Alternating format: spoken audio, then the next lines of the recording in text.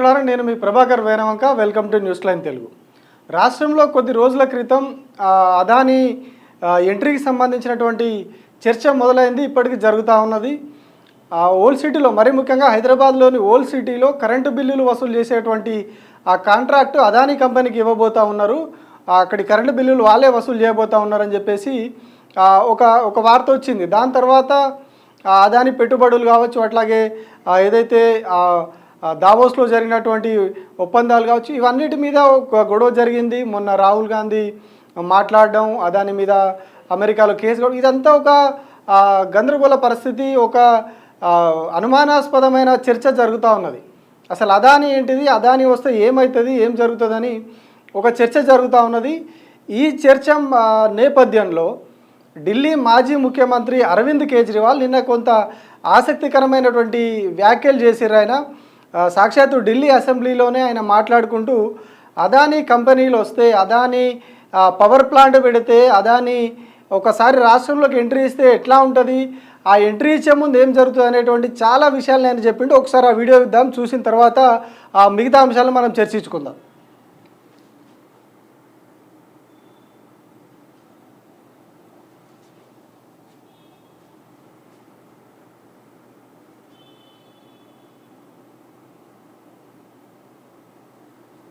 Audio వస్తలేదు.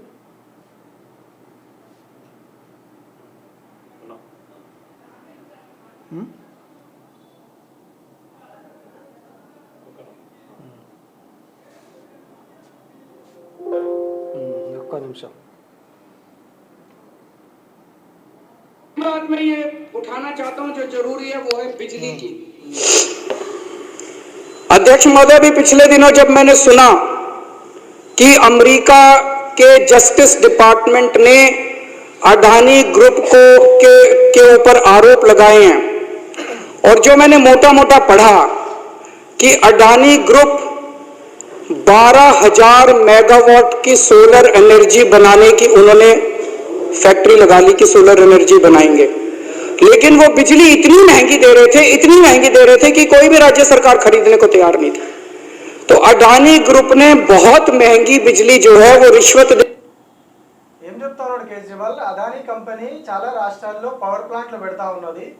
ఆ power ప్లాంట్లు సోలార్ కావచ్చు, మిగతాయి కావచ్చు, పవర్ ప్లాంట్లు పెడతా ఉన్నది, ఆ కరెంట్ అమ్ముతా ఉంది. కానీ దాన్ని ఏ రాష్ట్రం కూడా కొనలేకపోతా ఉన్నది. ఎందుకు అంటే మార్కెట్లో ఇతర కంపెనీలు కావచ్చు, ఇతర వ్యక్తులు అమ్మేదానికంటే కూడా చాలా ఎక్కువ రేట్ ఉంటుంది దాన్ని, కాబట్టి ఎవరు కొనడానికి ముందుకు రావట్లేదని చెప్తా ఉన్నాడు. के केंद्र सरकार के अफसरों को रिश्वत दी, राज्य सरकार के अफसरों को रिश्वत दी, और वो महंगी बिजली उन्होंने कई राज्य सरकारों को बेची। కొన్ని కేంద్రంలో ఉన్నటువంటి మంత్రులకు కావచ్చు, అట్లాగే అధికారులకు, రాష్ట్రాల్లో ఉన్నటువంటి అధికారులకు లంచాలు ఇచ్చి కొన్ని రాష్ట్రాలకు ఆ కరెంట్ అమ్మిర్రు. मेरे को बताया गया कि गुजरात के अंदर अडानी ग्रुप ने 2021 में गुजरात में 2 रुपए 83 पैसे यूनिट बिजली थी। एक साल में 2021 में 2 रुपए 83 पैसे यूनिट बिजली थी अडानी देता था। 2022 में ये बढ़ा के 8 रुपए 83 पैसे कर दी, 4 गुना बिजली थी अडानी देता था। 2022 में ये बढ़ा के 8 रुपए 83 पैसे कर दी, 4 गुना बिजली के रेट कर दिए मात्र एक साल में, क्योंकि बीजेपी की सरकार है। बीजेपी గుజరాత్లో 2021లో ఒక యూనిట్ కాస్ట్ 2 రూపాయల చిల్లర ఉన్నది. అప్పుడు అమ్మింది అదాని, అప్పుడు ఇచ్చింది. కానీ అదే 2022కి వచ్చేసరికి ఒక్క యూనిట్ ధర, కరెంట్ ఒక యూనిట్ ధర 8 రూపాయలకు పైగా పెరిగింది. అదాని అదాని గుజరాత్లో సప్లై చేస్తూ ఉన్నాడు. దాని కాస్ట్ అని చెప్తా ఉన్నాడు 2021లో 2 రూపాయలు ఉంటాయి యూనిట్కి, అది 2022కి వచ్చేసరికి 8 రూపాయలు అయ్యింది. ఎందుకంటే వాళ్ళు ఇద్దరు కలిసి ఉన్నారు అని. पूरी जिम्मेदारी के साथ बताना चाहता हूं, खुलासा करना चाहता हूं कि मेरे ऊपर जब मैं मुख्यमंत्री था, मेरे पर प्रेशर डाला गया कि दिल्ली की बिजली कंपनियों को अडानी को सौंप लो। अगर आज मैंने दिल्ली की ఈ మాటలు మనం క్లియర్గా వినాలి, మళ్ళొకసారి వినండి. बिजली के रेट कर दिए मात्र एक साल में, क्योंकि बीजेपी की सरकार है, बीजेपी के साथ मिली हुई है। आज इस सदन के अंदर मैं पूरी जिम्मेदारी के साथ बताना चाहता हूं, खुलासा करना चाहता हूं कि मेरे ऊपर जब मैं मुख्यमंत्री था मेरे पर प्रेशर डाला गया कि दिल्ली की बिजली कंपनियों को अडानी को सौंप दो। ఆయన ఢిల్లీ ముఖ్యమంత్రిగా ఉన్నప్పుడు ఢిల్లీలో ఉన్నటువంటి విద్యుత్ సంస్థలని అదానికి అప్పచెప్పాలని ఆయన మీద ఒత్తిడి తీసుకొచ్చిరంట. నిండు సభలో ఢిల్లీ అసెంబ్లీలో ఆయన చెప్తా ఉన్నాడు, అదానికి సంబంధించినటువంటి పవర్ కంపెనీలకు ఢిల్లీ విద్యుత్ సంస్థలను అప్పచెప్పాలని చెప్పి ఒత్తిడి తీసుకొచ్చిరని అంటా ఉన్నాడు. अगर आज मैंने दिल्ली की बिजली कंपनियों को अडानी को सौंप दिया होता, मैं दिल्ली के लोगों को कहना चाहता हूं कि आप बिजली खपत करने लायक नहीं बचते। दिल्ली में बिजली इतनी महंगी हो जाती कि ना दिल्ली सरकार सब्सिडी दे पाती और ना आप अपनी कमाई से दिल्ली की बिजली का अपना बिल भर पाते। ఒకవేళ అదానికి ఆ విద్యుత్ సంస్థలను అప్పచెప్పుంటే ఆ విద్యుత్ ఛార్జీలను ఢిల్లీ ప్రజలు భరించేటోళ్ళు కాదు. ఒకవేళ దాని మీద గవర్నమెంట్ సబ్సిడీ ఇవ్వాలనుకున్నా కూడా సబ్సిడీ కూడా ఇచ్చేంత పరిస్థితి ఉండకపోతుండే. ఎందుకంటే అప్పుడు సబ్సిడీ ఇంకెక్కువ ఇవ్వాల్సి వస్తుంది. అంత భారం రాష్ట్ర గవర్నమెంట్ భరించలేదు. ప్లస్ ప్రజలు సంపాదించేదంతా కూడా విద్యుత్ ఛార్జీల కిందనే ఓడిచిపోయేది. ఒకవేళ అదానికి ఇస్తే అట్లా ఉంటుండే. ఎందుకంటే గుజరాత్లో ఒకటే ఏడాదిలో ₹2 నుంచి ₹8 పెరిగిపోయింది యూనిట్ ధర. సో ఢిల్లీలో కూడా అదే జరిగేదని చెప్తా ఉన్నాడు. जब मैंने बंद कर दी, मैंने मना कर दिया कि मैं अडानी ग्रुप को नहीं सौंपूंगा बिजली कंपनियां। आज मैं सोच रहा था ये खुलासा होने के बाद कहीं यही तो कारण नहीं था जिस वजह से मुझे जेल डाला गया कि वो नाराज हो गए। ఏదైతే ఆ విద్యుత్ కంపెనీలను అప్పగించడానికి ఒప్పుకోలేదు అదానికి, దానికోసమే అప్పగించలేదు కాబట్టే నా మీద కేసులు పెట్టిరు కావచ్చు అని నాకు అనిపిస్తూ ఉన్నది. ఇప్పుడు ఈ పరిణామాలను ఆలోచిస్తే కంపెనీలు ఆయనకు అప్పచెప్పలేదు కాబట్టి అదాని ఆగ్రహం చెందిండు, దాంతో మోడీ ఆగ్రహం చెంది ఇప్పుడు నా మీద కేసు పెట్టి ఇన్ని రోజులు జైల్లో పెట్టిరు అని చెప్పి అంటా ఉండు. मैं आज बीजेपी वालों को चैलेंज करके बोलता हूं, चुनाव के पहले तुम ऐलान कर दो कि अगर तुम्हारी सरकार बनती है तुम अडानी को दिल्ली की बिजली कंपनियां नहीं दोगे। ఈయన బీజేపీ వాళ్ళకి అక్కడ ఉన్నటువంటి బీజేపీ ఎమ్మెల్యేలకు సవాల్ చేస్తుండే ఏంటంటే, మేము కరెంటును బీజేపీకి అదానికి అప్పగియమని చెప్పి మీరు ముందు స్టేట్మెంట్ ఇవ్వండి, అప్పుడు నేను ఒప్పుకుంటా అని చెప్తా ఉన్నాడు. ఇందులో మనం గమనించాల్సిన ఏంటి అంటే ₹2 నుంచి యూనిట్ ధర ₹8 పెరిగింది. ఒకటి, అధికారులకు లంచాలు ఇచ్చిర్రు. కేంద్రంలో రాష్ట్రాల్లో అధికారులకు లంచాలు ఇచ్చి ఆ అత్యధిక ధరతో కూడినటువంటి కరెంటుని అమ్ముతా ఉన్నారు కొన్ని రాష్ట్రాలకని కూడా సీరియస్ అలిగేషన్ చేశారు కేజ్రీవాల్. కానీ ఇంత సినిమా నడుస్తూ ఉంటే ఇంకొక వైపు తెలంగాణ రాష్ట్రం అదానికి రెడ్ కార్పెట్ వేస్తూ ఉన్నది. అదానీ కంపెనీలకు అదానీ పవర్ కూడా ఉన్నది. అందులో ఇగో ఇది మనం గాలికి చెప్తున్నది కాదు, అదానికి సంబంధించినటువంటి వాళ్ళ కంపెనీ వెబ్సైట్లోనే ఉన్నది. ఇగో అదానీ కంపెనీకి సంబంధించినటువంటి ఆ వెబ్సైట్లోనే ఉన్నది.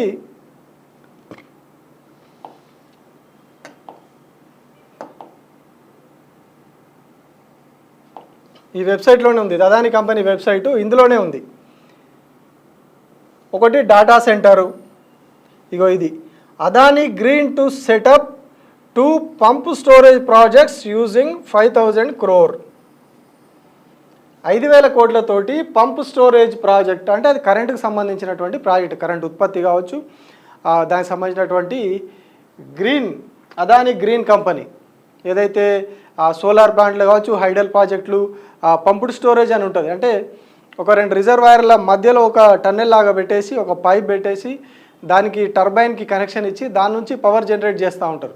అంటే ఆ హెవీ డిమాండ్ ఉన్నప్పుడు దాంతో పవర్ జనరేట్ చేసి డిమాండ్ తక్కువ ఉన్నప్పుడు ఏం చేస్తారంటే మళ్ళీ దాన్ని రివర్స్ పంపింగ్ చేస్తూ ఉంటారు.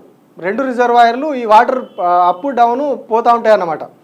ఆ ఎత్తులో ఒక రిజర్వాయర్ ఉంటుంది, డౌన్లో ఒక రిజర్వాయర్ ఉంటుంది. దాని నుంచి వచ్చే వాటర్ టర్బైన్ నుంచి వచ్చి పవర్ జనరేట్ అవుతుంది, కింద రిజర్వాయర్లో ఆగుతుంది. దాని తర్వాత ఏం చేస్తారు, మళ్ళీ పవర్ డిమాండ్ తక్కువ ఉన్నది, బయట మార్కెట్లో తక్కువ దొరుకుతుందని కావచ్చు, లేకపోతే ఆ డిమాండ్ పెద్దగా లేనప్పుడు ఏం చేస్తారంటే ఈ కరెంటునే ఆల్రెడీ ఉన్నటువంటి కరెంట్ను వాడుకొని ఈ కింది నీటిని మళ్ళీ ఎత్తి పై రిజర్వాయర్లో పోస్తారు. ఆ పోసినప్పుడు ఏంటంటే మళ్ళీ నెక్స్ట్ ఇంకొకసారి దాని నుంచి పవర్ జనరేట్ చేసుకోవడానికి టర్బైన్ తిప్పి పవర్ జనరేట్ చేసుకోవడానికి వెసులుబాటు అవుతుంది.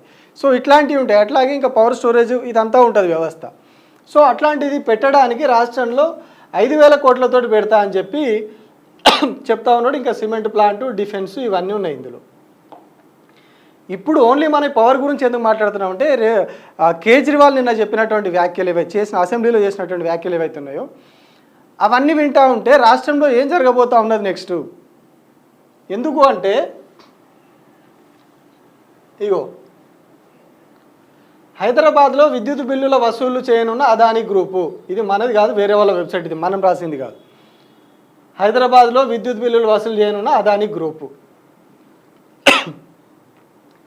ఓల్డ్ సిటీ రీజియన్ బాధ్యతను పైలట్ ప్రాజెక్టుగా అదానీ నేతృత్వంలోని గుత్తేదారుకు అప్పగించాలని ముఖ్యమంత్రి సూచించారు. వినియోగదారుల బిల్లులు చెల్లించకపోవడం, బకాయిలు చేసేందుకు వెళ్ళిన సిబ్బందిపై దాడులు జరుగుతున్నాయని, అందుకని అక్కడ వీళ్ళకు బాధ్యత అప్పచెప్తే వాళ్ళు చేస్తారు. ఇక్కడ ఏంటంటే వసూలు చేసిన బిల్లులల్లో 25% అదానికి పోతుంది, 75% రాష్ట్ర ప్రభుత్వానికి వస్తుంది. అంటే 100 రూపాయలు కరెంటు బిల్లు ఉంటే 75 రూపాయలు గవర్నమెంట్కి వస్తుంది, 25 రూపాయలు అదాని జేబులోకి పోతారట. అంటే బిల్లు వసూలు చేసినందుకు 25 రూపాయలు అదానికి ఇవ్వాల్సి ఉంటుంది. 100 రూపాయల్లో 75 ప్రభుత్వానికి, 25 అదానికి. బిల్లు వసూలు చేసినందుకు మాత్రమే ఈ 25 రూపాయలు ఆయనకి ఇవ్వాల్సి ఉంటుంది. ఇది ఓల్డ్ సిటీకి సంబంధించినటువంటి విద్యుత్ బిల్లుల మీద చేసుకున్నటువంటి ఒప్పందం. దీన్ని ఎట్లా ఇస్తారు? 25% అప్పగించడానికి ఎట్లా అట్లా ఏకపక్షంగా ఎట్లా అప్పగిస్తారని చెప్పి అనేక విమర్శలు వచ్చినాయి, ఆరోపణలు వచ్చినాయి. ఎక్కడ కూడా వెనక్కి తగ్గలేదు. ఆల్రెడీ ఇక్కడ మహారాష్ట్రలో ఉన్నది,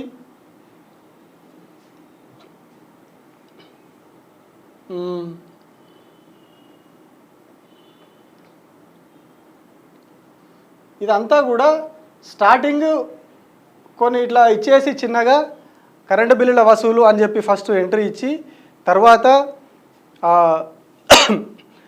ఎస్పీడీసీఎల్, ఎన్పీడీసీఎల్ 2 విద్యుత్ పంపిణీ సంస్థలు, దక్షిణ విద్యుత్ పంపిణీ సంస్థ, ఉత్తర విద్యుత్ పంపిణీ సంస్థ. అంటే దక్షిణ తెలంగాణ ప్రాంతానికి ఇచ్చేది ఒకటి, ఉత్తర తెలంగాణ ప్రాంతానికి ఇచ్చేది వరంగల్ హెడ్ వాటర్గా ఉన్నది ఇంకొక విద్యుత్ పంపిణీ సంస్థ. ఈ 2 విద్యుత్ పంపిణీ సంస్థలు ట్రాన్స్కో నుంచి వచ్చినటువంటి, ట్రాన్స్కో అనేది ట్రాన్స్మిషన్ సరఫరా లైన్లు అవన్నీ చూస్తుంది. దాని తర్వాత ఈ డిస్కమ్లు అనేవి ఇంకా కంప్లీట్ కింద వినియోగదారుడి వరకు చేరేదంతా కూడా ఈ డిస్కమ్ల పరిధిలో ఉంటుంది. ఎస్పీడీసీఎల్, ఎన్పీడీసీఎల్ ఇవి 2 కూడా. సో దాని మీద జెన్కో ఉంటుంది, పవర్ జనరేషన్ కార్పొరేషన్ అది. సో దాని కింద ట్రాన్స్కో, తర్వాత విద్యుత్ పంపిణీ సంస్థలు. ఇప్పుడు విద్యుత్ పంపిణీ సంస్థలు డైరెక్ట్ పంపిణీ చేస్తాయి, ప్లస్ వాళ్ళే బిల్లు ఇస్తారు. వాళ్ళు ఆ కాంట్రాక్ట్ బేసిస్న ఇంకొక కాంట్రాక్ట్ సంస్థలను పెట్టుకొని బిల్లులు వాళ్ళకు ఇచ్చేసి వసూలు చేస్తూ ఉంటారు. కానీ ఇప్పుడేం జరుగుతుందంటే ఓల్డ్ సిటీలో దానిలోకి అదాని ఎంటర్ అవుతాడు బిల్లులు వసూలు చేసే దాంట్లో. అంటే ఫస్ట్ ఎక్కడ ఎండింగ్ స్టేజ్ అంటే అది స్టార్టింగ్ పాయింట్ అనుకోవాలి మనం. బిల్లుల దగ్గర ఎంట్రీ అవుతాడు. దాని తర్వాత వచ్చేది ఏమున్నది, డిస్కమ్లు ఉన్నాయి, అంటే ఎస్పీడీసీఎల్, ఎన్పీడీసీఎల్. సో నెక్స్ట్ వాటిని టేక్ ఓవర్ చేసే ప్రయత్నం ఇదే అని చెప్పి అప్పటి నుంచి కూడా ప్రతిపక్షాలు ఆరోపిస్తూ ఉన్నాయి. బీఆర్ఎస్ పార్టీ, ప్రతిపక్షాలు అంటే బీజేపీ ఎట్లా అదానికి సపోర్ట్ చేస్తుంది కాబట్టి బీఆర్ఎస్ పార్టీ అప్పటి నుంచి ఆరోపిస్తూ ఉన్నది. ఇదంతా కూడా మెల్లిమెల్లిగా ఫస్ట్ బిల్లుల దగ్గర ఎంట్రీ ఇస్తే నెక్స్ట్ డిస్కమ్లు మొత్తం కూడా వాళ్ళ చేతిలోకి వెళ్ళిపోయినాయి. అంటే ఇంకా వ్యవస్థ అంతా కూడా వాళ్ళ చేతిలోకి వెళ్ళిపోయినట్టే. విద్యుత్ బిల్లులు పెంచుకోవడానికి వాళ్ళకు ఆటోమేటిక్గా ఒకసారి ప్రైవేట్ వాడు ఎంట్రీ ఇచ్చిండంటే వాడు ఇష్టారాజ్యంగా బిల్లులు పెంచేసుకుంటాడు. వాడు ఏదో ఒక ప్రతిపాదన పెడతా ఉంటాడు గవర్నమెంట్కి, గవర్నమెంట్లు దానికి ఆమోదం తెలుపుతూ ఉంటాయి. ఎందుకంటే తెర వెనుక జరుగుతూ ఉంటాయి. మొన్న కూడా అట్లా ఉంటే ఆరోపణలు వచ్చినాయనే ఆ 100 కోట్ల రూపాయల చెక్కును రిటర్న్ ఇచ్చేసారు. కానీ ఏవైతే మనం ఇప్పటిదాకా చూపించుకున్నామో ఈ దావోస్లో జరిగినటువంటి ఈ ఈ 4 ఒప్పందాలకు సంబంధించి మాత్రం ఇక్కడ అగ్రిమెంట్లు వెనక్కి తీసుకోలేదు. కేవలం ఆ 100 కోట్లు స్కిల్ యూనివర్సిటీకి ఇచ్చినవి మాత్రం వాటిని వెనక్కి ఇచ్చేస్తున్నామని చెప్పారు. మిగతా అట్లనే ఉన్నాయి. సో రేపటి రోజున ఇట్లాంటి అవన్నీ కూడా జరగవచ్చు, జరిగే అవకాశం ఉన్నది.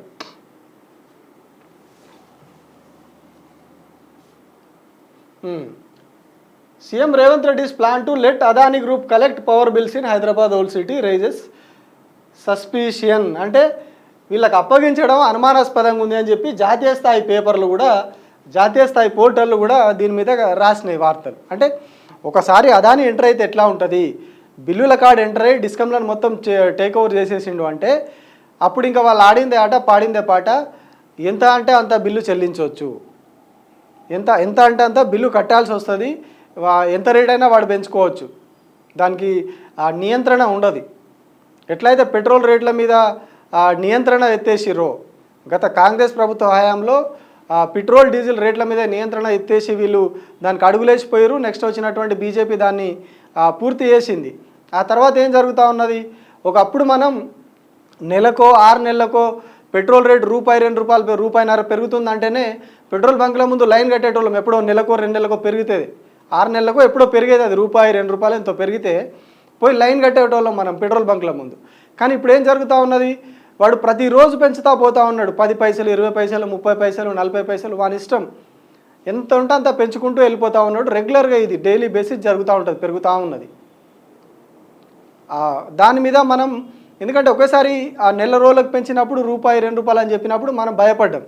కానీ ఇప్పుడేమవుతుంది, డైలీ బేసిస్లో పెంచుకుంటూ పోయినప్పుడు 5 పైసలే కదా, 5 పైసలే కదా, 20 పైసలే కదా అన్న ఒక దాంట్లోకి వచ్చినాం. కానీ ఆ 10 పైసలే మనం 10 రోజులు వేసుకుంటే 100 అంటే రూపాయి పెరుగుతూ ఉన్నది 10 రోజులకి. ఎలక్షన్లు వచ్చినప్పుడు ఆగుతుంది, ఎలక్షన్లు అయిపోతానే మళ్ళీ పెరుగుతూ ఉంటుంది. ఇది రెగ్యులర్ ప్రాసెస్ అయిపోయింది. సో ఎలక్ట్రిసిటీ విషయంలో కూడా అదే జరగవచ్చు. వన్స్ ఒక్కసారి వాళ్ళకు ఫ్రీ హ్యాండ్ ఇచ్చారు అంటే, ఈ కంపెనీలకు అదానిని తీసుకొచ్చి ఫ్రీ హ్యాండ్ ఇచ్చారు అంటే, ఇప్పుడు ఎట్లా అయితే గుజరాత్లో ఎట్లా జరుగుతుందని చెప్పేసి కేజ్రీవాల్ చెప్పారు, 2 రూపాయల యూనిట్ ఉన్నటువంటి కరెంటు 8 రూపాయల యూనిట్కు పెరిగింది ఒకటే ఏడాదిలో 8 రూపాయల యూనిట్కు పెరిగిందని చెప్తా ఉన్నాడు ఆయన. సో అంటే రేపటి రోజున తెలంగాణలో కూడా ఏం జరగాలి, ఇప్పుడు మన దగ్గర డిఫరెంట్ స్లాబులు ఉన్నాయి. 25 యూనిట్ల వరకు ఒకటి, 49 వరకు ఒకటి, 99 వరకు ఒకటి, ఆ పైన ఒకటి, ఇట్లా రకరకాల స్లాబులు ఉన్నాయి మనకి. ప్రతి 25 యూనిట్లకి అట్లా స్లాబ్ మారిపోతూ ఉంటుంది మన దగ్గర. కేటగిరీని బట్టి స్లాబ్ని బట్టి రేట్లు మారుతూ ఉంటాయి. సో రేపటి రోజున ఈ స్లాబులలో ఏవైతున్నాయో వీటిలలో ఎట్లా మారబోతాయి రేట్లు, ఈ అదాని కనుక ఇట్లనే కంటిన్యూ అయ్యి ముందుకు వస్తే ఎట్లా జరగబోతుంది, ఇదొక భయం. ఇది చాలా పెద్ద భయం. ఎందుకంటే భరించలేం. వీళ్ళు ఏదైతే 200 యూనిట్లు ఫ్రీ ఇస్తా అంటున్నారు, బట్ ఆ 200 యూనిట్ల తర్వాత కూడా ఏం కావాలి రేపటి రోజున, వీళ్ళు ఎంతమందికి ఫ్రీ ఇస్తూ ఉన్నారు, ఇప్పుడు 50 లక్షల మందికి ఇస్తూ ఉన్నామని చెప్తా ఉన్నారు, 50 లక్షల కుటుంబాలకు ఇస్తూ ఉన్నాం మేమని. కానీ పేదలు కోటి ఎంత రేషన్ కార్డులు ఉన్నాయి, 90 లక్షలకు పైగా ఉన్నాయి. వీళ్ళు అందులో ఇస్తున్న సగం కూడా కాదు, 50 లక్షలు అని చెప్తా ఉన్నారు. కానీ అఫీషియల్గా అఫీషియల్ నెంబర్ బయటికి ఇస్తలేరు. వాళ్ళు చెప్పుకోవడం 50 లక్షలు అని చెప్తా ఉన్నారు. ఆ 200 యూనిట్ల వరకు ఓకే, దాని తర్వాత ఉన్నవాడు ఎట్లా భరించాలి, 200 యూనిట్ల పైన ఉన్నవాళ్ళు జాయింట్ ఫ్యామిలీస్ ఉంటాయి, వాళ్ళకి ఎట్లా ఎక్కువ వస్తుంది కరెంటు బిల్. అట్లాంటి కాడ చాలా ఈ ఏదైతే ఇక్కడ పెరిగినట్టు గుజరాత్లో పెరిగినట్టు మన దగ్గర పెరిగితే కొంపలు అమ్ముకోవాలి తప్ప ఇంకొక పరిష్కారం ఉండదు అక్కడ. అంటే 200 యూనిట్లతో జరిగినటువంటి నష్టం మొత్తం అక్కడ పూడ్చుకుంటారు. ఆ పూడ్చింది కూడా ఎవరికి పోతుంది, ప్రభుత్వానికి పోదు. అందులో అడ్డీకి పావుసేరు అదాని కంపెనీకి వెళ్ళిపోవడం, ఈ విధానాన్ని బట్టి చూస్తే పక్కాగా కనిపిస్తూ ఉన్నది. ఇదొక భయం, బిల్లుల భయం. నెక్స్ట్ ఇంకొకటి ఏం చెప్పిండు కేజ్రీవాల్, కేంద్రంలో కావచ్చు రాష్ట్రాలలో కావచ్చు అధికారులకు లంచాలు ఇచ్చి ఈ పవర్ అమ్ముతా ఉన్నాడు అదాని అని చెప్పి కూడా కేజ్రీవాల్ చెప్పిండు. సో మరి ఇప్పుడు రాష్ట్రంలో అదాని ఎంట్రీ ఇస్తూ ఉన్నాడు, పంపుడు స్టోరేజ్ అసలు మన దగ్గర ఆ పాలసీ లేదు, ఆ విధానం లేదు, దానికి సంబంధించి ఇప్పటివరకు గవర్నమెంట్ దగ్గర ఎట్లాంటి పాలసీ లేదు అని చెప్పి మొన్న కేటీఆర్ కూడా అన్నాడు. సో దానికి సంబంధించి పాలసీయే లేనప్పుడు ఆ పంపుడు స్టోరేజ్కు అసలు ఎందుకు తెలంగాణలో అనుమతి ఇవ్వాల్సి వచ్చింది, ఆ విధానమే మన దగ్గర లేనప్పుడు ఎందుకు అనుమతి ఇవ్వాల్సి వచ్చింది అంటే ఇదొక అనుమానం. ఇప్పుడు కేజ్రీవాల్ ఏం చెప్తా ఉన్నాడు, లంచాలు ఇచ్చి అలా కరెంట్ అమ్ముకుంటా ఉన్నాడు అదాని అంటే, అది మేజర్గా ఎక్కడ అమ్ముతా ఉన్నారు, ఇప్పుడు బీజేపీ పాలిత రాష్ట్రాల్లోనే ఈ అదాని కంపెనీలన్నీ కూడా ఎస్టాబ్లిష్ అవుతూ ఉన్నాయి. అక్కడ ఆయనే అడ్డీకి పావుషేరు పెట్టేసి వాళ్ళ దగ్గర దోసుకుంటా ఉన్నాడు, ఇష్టారాజ్యంగా బిల్లులు పెట్టేసి అక్కడ దోసుకుంటా ఉన్నాడు అనేది అంతటా కూడా వినిపిస్తున్నటువంటి మాట. మేజర్గా బీజేపీ పాలిత రాష్ట్రాల్లో అదాని కరెంట్ కంపెనీలన్నీ కూడా దిగిపోయినాయి. సో మరి ఇప్పుడు తెలంగాణ బీజేపీ పాలిత రాష్ట్రం కాదు, ఇక్కడ కాంగ్రెస్ పార్టీ ప్రభుత్వం ఉన్నది, కాంగ్రెస్ పార్టీ సంబంధించినటువంటి నాయకుడు రేవంత్ రెడ్డి ముఖ్యమంత్రి ఉన్నాడు, అలాగే కోయాలిషన్ గవర్నమెంట్ కూడా కాదు, సంకీర్ణ ప్రభుత్వం కూడా కాదు, సింగిల్ హ్యాండ్గా మెజార్టీతోటి గెలిచినటువంటి ప్రభుత్వం. అయినా కూడా అక్కడ ఢిల్లీలో రాహుల్ గాంధీ అదానీ మీద యుద్ధం చేస్తూ ఉంటాడు, బాహుబలి సినిమాలో ప్రభాస్ చేసినట్టే అక్కడ ఆయన యుద్ధం చేస్తూ ఉంటాడు అదానీ మీద. ఇక్కడ ఈయన పోయి ఆయన అక్కడ కాలకేయలాగా చూపిస్తూ ఉంటాడు, ఆయన బాహుబలిలాగా యుద్ధం చేస్తాడు. ఈయన పోయి అదే కాలకేయ అన్నటువంటి అదానితోటి చేతులు కలిపి ఎట్లా ఒప్పందాలు చేసుకున్నారు, ఇవి ఎట్లా ఈ కరెంటు మెల్లగా దింపుతూ ఉన్నారు రాష్ట్రంలో. వన్స్ పంపుడు స్టోరేజ్ ఇక్కడ వచ్చేసింది అంటే, ఇక్కడ ఎస్టాబ్లిష్ అయింది అంటే నెక్స్ట్ ఆ కరెంట్ ఎవడు కొనాలి, రాష్ట్ర అవసరాలు ఉన్నాయి కాబట్టి ఖచ్చితంగా రాష్ట్రమే కొనాలి, రాష్ట్రానికే అమ్ముతాడు మ్యాక్సిమం. బయట ప్రైవేట్ కంపెనీలకు ఇచ్చే చాలా తక్కువ ఉంటుంది, అందులో మెజారిటీ రాష్ట్రానికి ఇవ్వాల్సి వస్తుంది. సో అప్పుడు ఏం జరుగుతుంది, ఇప్పటిదాకా మనం చెప్పుకున్నటువంటి సమస్య ₹2 ఉన్నటువంటి యూనిట్ ₹8 అయ్యింది. వాడు తక్కువకేం అమ్మాడు కదా, ఎస్టాబ్లిష్మెంట్ కాస్టు, మెయింటెనెన్స్ కాస్టు ఇవన్నీ కలుపుకొని అందులో ప్రాఫిట్ యాడ్ చేసుకొని ఇవన్నీ చూసుకొని అప్పుడు కరెంట్ అమ్ముతాడు రాష్ట్ర ప్రభుత్వానికి. సో రాష్ట్ర ప్రభుత్వం కూడా ఎందుకు కొంటుంది, ఎందుకు కొనాలి? తెలివైనోడైతే, రాష్ట్ర ప్రజల మీద ప్రేమ ఉన్నోడైతే, రాష్ట్రం మీద ఉన్నోడైతే ఎవడు కొనడు. కానీ ఇక్కడ కొనే పరిస్థితి అంటే ఆల్రెడీ రెడ్ కార్పెట్ వేసినాక ఎందుకు కొనకుండా ఉంటారు, 100% కొంటారు. కొన్నప్పుడు ఏం జరుగుతుంది, వాడు ఎంత రేటు చెప్తే అంత చెల్లిస్తారు. ఎందుకంటే ముందు నుంచి వాడికి ఎంత ఫ్రీగా డబ్బులు వాడు చెప్పిన రేటుకి ఓకే చెప్తే వెనకాల నుంచి అన్ని రావాల్సిన రేట్లు వస్తాయి. ఇది కామన్. ఇప్పుడు మొన్న వచ్చిన ఆరోపణలు కూడా అవే కదా, తెర ముందు 100 కోట్లు తీసుకున్నారు, తెర వెనక ఎన్ని 100 కోట్లు తీసుకున్నారో అని చెప్పేసి మొన్న సోషల్ మీడియాలో అంతా కూడా చర్చ జరిగింది. ఆ ₹100 కోట్లు అనేది రిటర్న్ ఇచ్చేసారు. బట్ ఆ తెర వెనకాల జరిగినటువంటి సినిమా అంతా కూడా బయటికి రావాలి, తెర వెనక ఎన్ని 100 కోట్ల లావాదేవీలు జరిగినాయి, ఏం జరిగినాయి అనేది బయటికి రావాలని చర్చ జరిగింది. సో ఇప్పుడు ఈ 2 భయాలు ప్రధానంగా ఉన్నాయి. ఒకటేమో బిల్లుల దగ్గర అక్కడ ఎంట్రీ ఇస్తే అక్కడ రేట్లు పెరుగుతాయి, ప్లస్ ఈ ఏవైతే లంచాలు ఇచ్చి ఈయన కంపెనీలు పెడతా ఉన్నాడు, రాష్ట్రాలకు కరెంట్ అమ్ముతా ఉన్నాడు అని కేజ్రీవాల్ చెప్తా ఉన్నాడు. సో మరి ఇప్పుడు రాష్ట్రంలో ఎవరికి లంచాలు ఇచ్చారు, ఎవరు లంచాలు తీసుకున్నారు? ముఖ్యమంత్రిగా రేవంత్ రెడ్డి ఉన్నారు, విద్యుత్ శాఖ మంత్రిగా డిప్యూటీ సీఎం ఉన్నటువంటి బట్టి విక్రమార్క ఉన్నారు. మరి వీళ్ళిద్దరిట్లలో ఎవరు తీసుకున్నారు, ఎవరు ఏం చేసిరు, ఎందుకు అదానికి రెడ్ కార్పెట్ వేయాల్సి వచ్చింది? ఒక దిక్కు కాంగ్రెస్ వ్యతిరేకిస్తూ ఉంటుంది అదాని అంటే మోడీ అంటే అదాని, 2 వేరు కాదు, 2 ఒకటే అని చెప్పి రాహుల్ గాంధీ చెప్తూ ఉంటాడు ఢిల్లీలో. బట్ రాష్ట్రంలో అదాని కంపెనీలకు రెడ్ కార్పెట్ వేసి అదానికి ఎస్టాబ్లిష్మెంట్కి అన్ని వసతులు కల్పించి ఆయన నుంచి డబ్బులు తీసుకొని, అంటే ఇదే 100 కోట్లు మొన్న స్కిల్ యూనివర్సిటీకి తీసుకొని ఇదన్నీ జరుగుతూ ఉన్నాయి. కానీ అదాని అంత ఈజీగా రాడు, అంత ఈజీగా ఎవరు ఎంట్రీ ఇవ్వనియరు అదానిని, ఆయన డబ్బులు పెట్టి కొనుక్కుంటాడు మనుషులని అని చెప్పేసి ఏదైతే ఇండియా కూటమిలో ఉన్నటువంటి కాంగ్రెస్ పార్టీకి సంబంధించినటువంటి ఇండియా కూటమిలో ఉన్నటువంటి కేజ్రీవాలే కుల్లా అసెంబ్లీలో ఆన్ రికార్డ్ చెప్పిండు. సో ఇప్పుడు మరి ఇక్కడ రాష్ట్రంలో ఎవరు అమ్ముడు పోయినరు? ముఖ్యమంత్రి, విద్యుత్ శాఖ మంత్రి, మొత్తం కేబినెట్ గంపగుత్తగా అమ్ముడు పోయిందా, లేకపోతే ఢిల్లీలో ఉన్నటువంటి కాంగ్రెస్ అమ్ముడు పోయి ఇక్కడ ఇంకొక సినిమా నడిపిస్తూ ఉన్నారు, అక్కడ ఇంకొక సినిమా నడిపిస్తూ ఉన్నారు? రేపటి రోజున వీళ్ళు ఎంట్రీ ఇచ్చిన తర్వాత జరిగే పరిణామాలు ఏంటి? అదానిని కేవలం ఓల్డ్ సిటీ కరెంటు బిల్లులకే పరిమితం చేస్తాం, అంతకు మించి బయటకు రాడు, ఇంకొక దగ్గర బిల్లుల వసూలు కావచ్చు, ఈ డిస్కంల వ్యవస్థ కావచ్చు, ఆయన చేతికి పోనీయము అని చెప్పి గవర్నమెంట్ ఎందుకు కుల్లా ఒక స్టేట్మెంట్ ఇవ్వలేకపోతా ఉన్నది? ఇన్ని రోజులు అవుతా ఉన్నది అది వచ్చి, దాదాపుగా ఎప్పుడు వచ్చింది ఇది,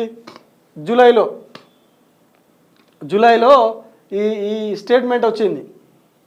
అదానికి ఇస్తామని చెప్పి ఢిల్లీలో ఉండి చెప్పిండు రేవంత్ రెడ్డి ఓల్డ్ సిటీలో పవర్ బిల్స్కి సంబంధించి. సో జూలైలో వస్తే ఇప్పటి వరకు కూడా చాలా ఆరోపణలు వచ్చినాయి, ఇవన్నీ వచ్చినాయి. అయినా కూడా మేము ఇక్కడికే పరిమితం చేస్తాం అదానిని, ఇంకొక అడుగు ముందుకేయనీయము, ఇంకొక ఏమంటారు ఓల్డ్ సిటీలో విద్యుత్ బిల్లులు దాటి ఇంకొక చోటికి సిటీలో ఇంకొక ప్రాంతంలో విద్యుత్ బిల్లులు వసూలు చేసేది ఆయనకు అప్పచెప్పము, ఇప్పుడున్న వ్యవస్థనే కొనసాగిస్తాము, డిస్కంలు కూడా ఆయనకు అప్పచెప్పము, డిస్కంలు అట్లానే ఉంటాయి, ఎస్పీడీసీఎల్ ఉంటుంది, ఎన్పీడీసీఎల్ ఉంటుంది, ఇందులో కూడా అదాని పాత్ర ఉండదు, అదాని కరెంటును మేము కొనము, అధిక రేటు చెల్లించి వచ్చేది, అధిక ధర చెల్లించి ప్రజలు కొనాల్సి వచ్చేది, ప్రజలు ఇబ్బందులు పడాల్సిన జోలికి మేము పోము అని చెప్పి ప్రభుత్వం ఇప్పటివరకు స్టేట్మెంట్ ఇస్తలేదు. సో దీన్ని బట్టి మనకు అర్థమవుతున్నది ఏంటి అంటే, కేజ్రీవాల్ చెప్పిన దాన్ని బట్టి 100% ఇంట్లో అవినీతి జరుగుతుంది, 100% రేపటి రోజున కరెంటు రేట్లు పెరగబోతూ ఉన్నాయి, ఛార్జీలు ఇక్కడ అవినీతి జరుగుతుంది, ఇటు ఛార్జీలు పెరగబోతూ ఉన్నాయి, ప్రజల మీద భారం పడుతూ ఉంది, పాలకుల చేతికి డబ్బు సంచులు వస్తూ ఉన్నాయి, అధికారుల చేతికి డబ్బు సంచులు వస్తూ ఉన్నాయి అనేది కేజ్రీవాల్ మాటలను బట్టి అర్థమవుతూ ఉన్నది. సో ఇప్పటికైనా వాళ్ళ కూటమిలో ఉన్నటువంటి నాయకుడే ఆయన, సో ఇప్పటికైనా గవర్నమెంట్కి ఒక క్లారిటీ ఇచ్చి ఈ కరెంటు మీద అదాని ఎంట్రీ అయితే ఎట్లా ఉంటుంది, మిగతా రాష్ట్రాల్లో జరుగుతున్నటువంటి పరిణామాలు ఇవన్నీ కూడా ఆందోళనకరంగా ఉన్నాయి కాబట్టి భయం కలిగించేలాగా ఉన్నాయి. రేపటి రోజున ఛార్జీలు ఎంత భారీగా పెరుగుతాయన్న ఒక ఆందోళన ఉన్నది. కేజ్రీవాల్ కూడా నిన్న అదే విషయం చెప్పారు. సో ఇది ఖచ్చితంగా ఆలోచించాల్సిన విషయం, ఆందోళన పడాల్సిన విషయం. తప్పకుండా గవర్నమెంట్ కూడా దీని మీద క్లారిటీ ఇవ్వాలి, ప్రజలను ఇంకింత ఆందోళనకు గురి చేయొద్దు. మొన్న కరెంటు బిల్లులు పెంచుదామని ఒక ప్రయత్నం చేసిరు, కానీ ఆయన ఉన్నటువంటి ఈఆర్సీ చైర్మన్ దాన్ని పక్కకు పెట్టిండు. బట్ ఇప్పుడు ఆయన మారిపోయిండు, ఇంకొక చైర్మన్ వచ్చిండు. సో నెక్స్ట్ టర్మ్ ఎప్పుడైతే అవకాశం వస్తుందో బిల్లులు పెంచేది, సో అప్పుడు డైరెక్ట్ కూడా పెంచే అవకాశం ఉన్నది. కానీ అదాని ఎంట్రీ ఇస్తే అది ఇంకా పెరిగిపోతుంది అనేది కేజ్రీవాల్ చెప్తా ఉన్నటువంటి మాట. సో దీని మీద ప్రభుత్వం క్లారిటీ ఇవ్వకపోతే ఖచ్చితంగా ఇది ఇప్పటివరకు కూడా క్లారిటీ ఇవ్వలేదు. సో మనం ఇది నిజమే అని అనుకోక తప్పది.